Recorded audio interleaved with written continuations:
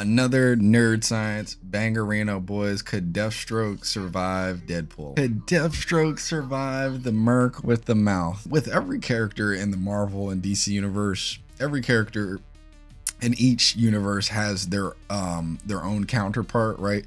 I don't know which one came first. I don't know if Deathstroke came first and then Deadpool, or if it was Deadpool and then Deathstroke, but that's how it goes with these DC and Marvel characters most of the time, if you don't know. A lot of the characters on both sides are really just rehashes of the character on the other side. They say like Daredevil would be Batman's #1, I guess, equivalent. I guess it's more like Iron Man, right? It's more like Iron Man and Daredevil, I guess, kind of, but you get the point. The point is, a lot of these characters are just other characters from the other universe. So could Deathstroke survive Deadpool's fully loaded mouth? I don't know. The only reason why I say honestly Deadpool probably wins this is because his healing factor is way stronger than what Slade has going on. Combat wise, I'm sure Slade is better, but Deadpool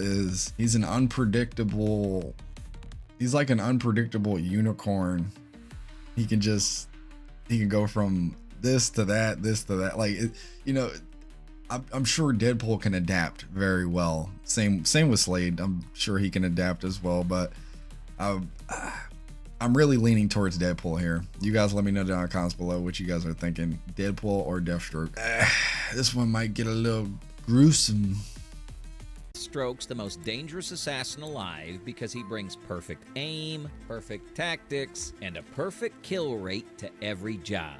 He has never failed a contract. But here's the thing nobody actually stops to calculate. What happens when the target you're sent to kill literally cannot stay dead? That is not a hypothetical scenario, because that is Wade Wilson, a walking tumor wrapped in a red suit who treats fatal wounds like minor inconveniences. Today, we're asking the real question of whether the most perfectly engineered human brain ever built can permanently put down pure biological chaos. Let's find. And let's put Deadpool's healing factor into perspective.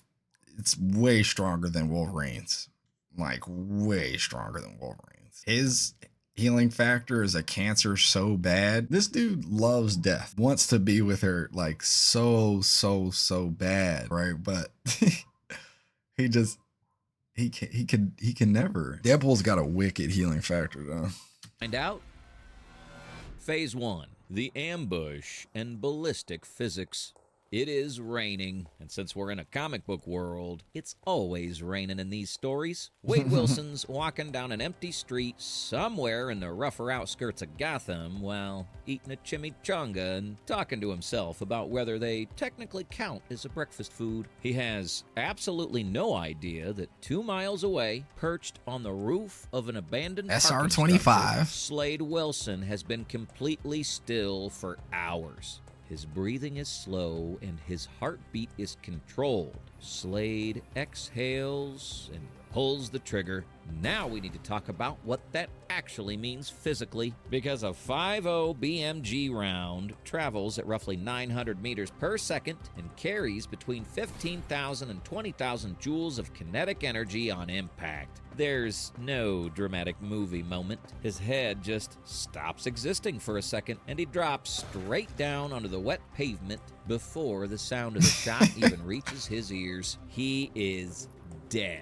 This is where Wade's biology gets genuinely strange, because most healing factors in comics work like accelerated normal healing, where cuts close faster and bones knit quicker. Wade's body does not really work that way, since his regeneration is driven by an aggressive and hyperactive cancer that's constantly trying to kill him while being fought off by the healing factor at the same time. And the cellular mitosis is operating so fast that within about 12 seconds, Wade sits back up. He spits out a piece of his own skull and picks up the chimichanga he dropped. Slade is still watching through the scope, and what he's seeing simply does not compute with the numbers he ran before taking the shot. He calculated the entry angle, the hydrostatic shock, and the total blood volume loss, which all pointed toward a terminal result. And as he processes the visual feedback, he arrives at one very clear conclusion.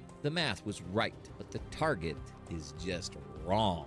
He breaks down the sniper nest in under 45 seconds and drops into the streets because long range is officially off the table. For our tier of survival rating in Phase 1, Wade gets an S tier. You cannot snipe someone who treats a 50 cal headshot as a minor inconvenience. As a minor inconvenience. I mean, anything you do to Deadpool, he's just gonna regen from it. So can Deathstroke just keep Deadpool dead consistently, you know, every couple hours, I guess, or something? I don't know. He will survive everything. So his body wants out from Wade. His body doesn't even want to be DP. You heard him. His cancers are killing his body constantly as his his health is like just regenerating, bro. It's just infinite regen, dude. It's just infinite. You know what's crazy too? I don't really think Wolverine can regen from a drop of blood. I like to say that, but I don't think he can. Maybe he can, but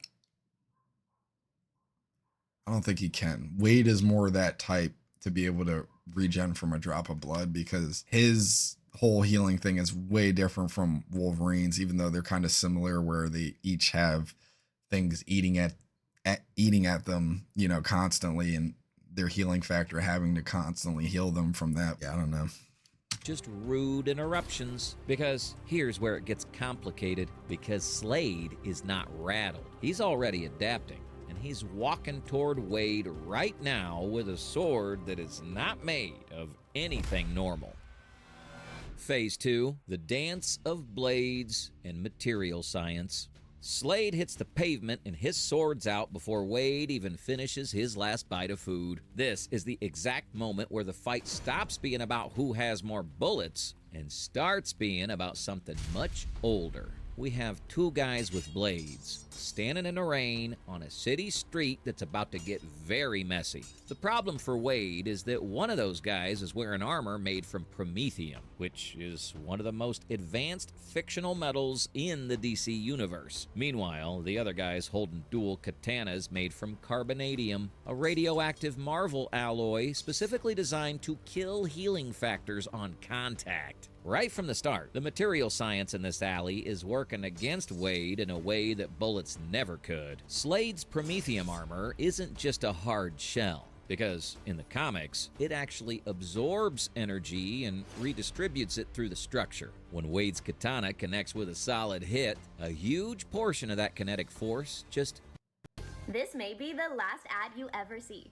It better be. Because of the free Shit. ad block extension from disappears into the suit instead of transferring into Slade's body. The strike lands and the energy goes somewhere else, which means Slade barely feels the impact while Wade is swinging as hard as he can and getting almost nothing back for it. While Wade is struggling to make a dent, Slade is operating at 90% brain capacity and processing the world in slow motion. In a real fight, that means he's reading Wade's attack patterns, weight shifts, and blade trajectories faster than a normal person can even blink. He's already 3 moves ahead of the game, and during every single exchange, he's reading Wade's movements like he's looking at sheet music. Under normal circumstances, that should be enough to end this fight in a matter of seconds. And against literally anyone else on the planet, it probably would.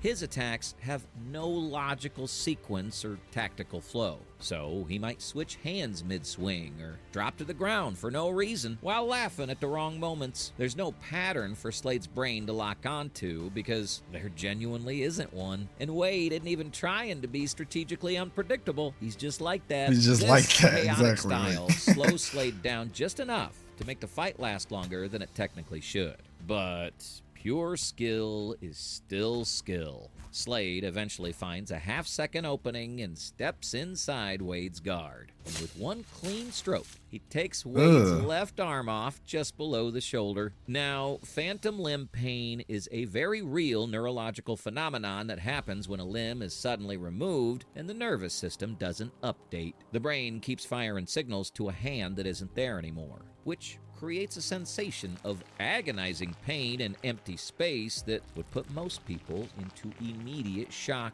Wade's nervous system has been through so much trauma over the years that he basically just files the signal away. And Wade's trauma and sensors in his brain they're blackened. There is no other trauma for Deadpool to even experience at this point. He doesn't have any trauma receptors. Keeps moving. There's no shock response and no hesitation. And instead, he uses the arterial spray from the stump to throw a wall of blood into Slade's one good eye. It buys him about 2 seconds of breathing room, and even though it's disgusting, it actually works. The problem is that 2 seconds isn't enough for a real comeback when you're missing an arm and your primary weapon's laying on the ground. Slade is already wiping his eye and recalibrating his strategy, and he doesn't look like he's breaking a sweat yet. Tier of survival rating for Phase 2. Wade drops down to a B tier. He is still active, which is the baseline for this list, but Slade is systematically taking him apart piece by piece, while that armor makes offense nearly impossible. Wade is losing this exchange on every single metric that matters, except for the fact that he's still standing. Phase 3, the war of attrition and metabolic limits. There's something about Wade's healing factor that the comics don't always make obvious, and the truth is that his regeneration isn't free. Every time his body has to repair catastrophic damage, like a severed limb or a shattered skull, it has to burn through massive amounts of cellular energy. We're talking about accelerated mitosis happening at a rate that would be completely impossible for a normal human body to sustain. Cell division requires ATP, glucose, and oxygen, which means that his body is I like the way running a Deathstroke just turned and looked at him like he's like Wade. ATP, glucose, and he's oxygen, like Slade, which means his body is essentially running a construction crew at 1,000 times the normal speed.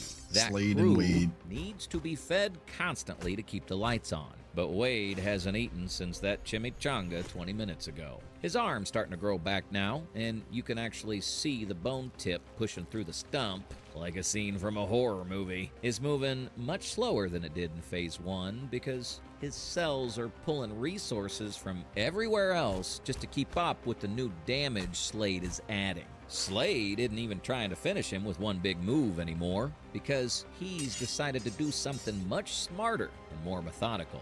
He is doing the math. Slade has fought people with healing factors before, so he understands the biological principles even if he's never seen a mutant push this far. If the healing factor has limits, then the way to beat it isn't one massive attack, but rather a high volume of consistent damage. He wants to apply pressure faster than the body can process it so he can drain the system until the repairs start failing. That's exactly what he does, using short and precise cuts with no theatrical flair. Cuts that used to close up in 3 seconds are now taken closer to 15, and his movements are getting much heavier as the minutes tick by. He's still trying to crack jokes, but there's less energy behind. So Deathstroke's basically just gonna chop him up until he can't really heal too much as fast. You know, that I guess that's the only way you can really try to take down Deadpool, even though he'll eventually come back. Behind him, and when Wade's one-liners start running on fumes, you know it's a medical emergency. Okay, Wade says, and his breathing is much harder than he would ever admit to his opponent. You're actually kind of annoying. Slade You're doesn't actually bother to kind of respond annoying. because he's already calculated that Wade only has about 4 to 6 minutes of functional combat capacity left. At that point, metabolic exhaustion will force a full system slowdown. And while the healing factor won't stop completely, it will become sluggish. If Slade can land a precise strike to the cervical spine and hold it there, he could theoretically push Wade's nervous system past the point of recovery. Slade moves in for the decapitation, and his sword catches the light of the street lamps as it swings through the air. Wade gets his remaining katana up just in time to block, but the force of the hit drives him straight down to one knee on the wet asphalt. His arms shaking, and his blade is vibrating from the impact, and it's clear to everyone watching that he is genuinely running out of gas. Tier of survival rating for Phase 3. Wade hits C tier. He's still breathing, which counts for something in a fight like this. He is executing his plan with cold precision, and Wade isn't losing because Slade is stronger, but because Slade is smarter. The only question left is, he's smarter, more combat efficient. He's using 90% of his brain, so that already makes him sort of godlike in a way. Not really, but it definitely puts him above a lot of people. Deadpool is basically Deathstroke with the mouth. Stryker would say, if you didn't have that mouth on you, Wade, you'd be the perfect soldier. Like, it's literally that. I mean, they're both the deadliest of assassins, right? whether being smart is enough to handle what Wade does next. Phase. Hey guys, forget all you know about AI video, it's so over. And we have the new AI video model that is dominating. For the final calculation. Oh, that's probably what nerd science uses to freaking, oh shit. No. And chaos theory. Slade has him pinned to the ground. Wade is flat on his back against the wet asphalt, struggling with one arm that's still regrowing while the other barely keeps a katana from his throat. Slade has a heavy boot planted firmly on his chest with his sword raised high for the finish. For the first time in this entire fight, the jokes have stopped because Wade is looking up at that blade and doing the same math Slade's doing, and the numbers look terrible. Every single cut, every calculated trade of blows, and every methodical drain on Wade's cellular energy has been leading to this specific opening. Slade plans to deliver one precise strike through the cervical spine and hold it there just long enough to keep the spinal cord separated while the healing factor is too exhausted to bridge the gap. It isn't a pretty way to win, but according to the tactical data, it is the correct one. Slade's brain is currently running the final sequence to ensure success. He's calculating the entry angle, the exact force required for the kill, and how long he needs to hold the blade in place. On paper, everything checks out perfectly. Here's the problem with being a walking supercomputer. These machines are extraordinary at processing variables they already know, like how a computer can beat any human at chess or optimize decisions on a predictable battlefield. However, a supercomputer has one massive vulnerability, which is that it crashes the moment you feed it data that doesn't follow rules it was built to understand. Wade reaches down with his regrown, half-finished hand that still looks more like a horror movie prop than an actual limb.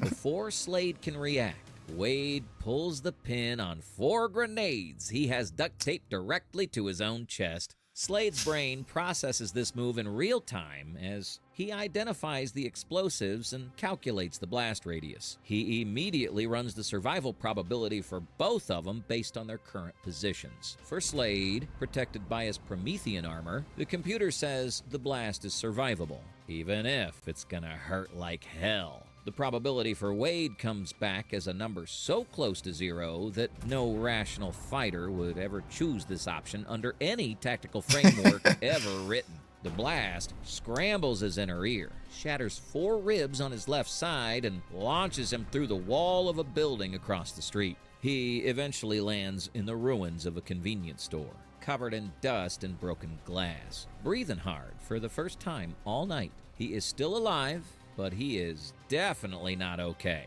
Wade is currently nothing more than a pile of charred material left on the asphalt. There is no dramatic way to describe it because he is structurally destroyed. But his cancer-driven cellular machinery doesn't care about the optics. It just keeps running the program bone by bone and tissue by tissue. It is an agonizing, slow, and horrifying process of rebuilding a human being from almost nothing. Slade eventually pulls himself out of the rubble and looks across the street at what's left of Wade Wilson. The contract just wasn't worth this level of insanity. The math of killing Wade Wilson never produces a clean answer, and instead, it just produces more Wade Wilson. For our tier survival rating in Phase 4, Wade jumps back up to A tier.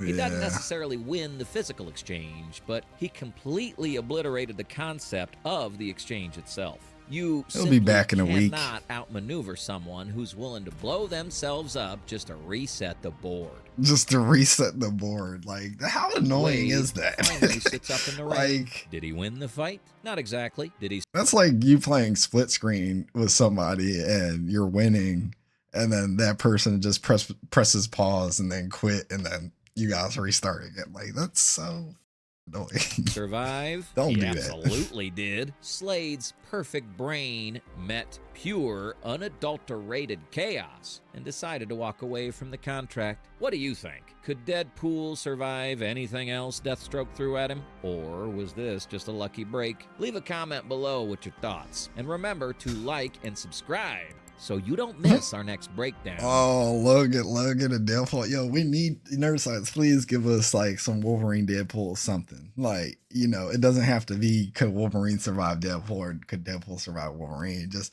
like something like this where they're talking in like a cafe or something. I don't know. That's so fire. Let me know what you guys are thinking down in the comments below. Could Deathstroke survive Deadpool? He survived. He beat him. Deadpool reset. He can never really end Deadpool for real, you know, but he can stop him at least for a couple days or so. So, I mean, I feel like this was just about right though. I think Deathstroke is on that type of time on that type of time and level where he can spank Deadpool and not break a sweat, really, because again, Deadpool is just an unpredictable combat jester. Hit that like button, hit that sub button if you guys enjoyed. Stay tuned for the next Nerd Science Bangerino. Either we're gonna do these every day or every other day. You guys have been seeing it's been slowed up a little bit, but we're gonna either do these every other day or every day. So gaming day and then Nerd Science, gaming day, Nerd Science, gaming day, Nerd Science. You know, I might do it like that, but I also do want to kind of do gaming and Nerd Science on the same day, so I don't know, we'll see. Again, you guys let me know how you guys are feeling down in the comments below. Hope everybody is staying cool in this hot weather. If you're outside and oh my god, dude, like it is so hot, like the weather is bipolar as hell. It's ridiculous. It's ridiculous. So freaking hot outside, dude. Yeah. GG's do. That'll do.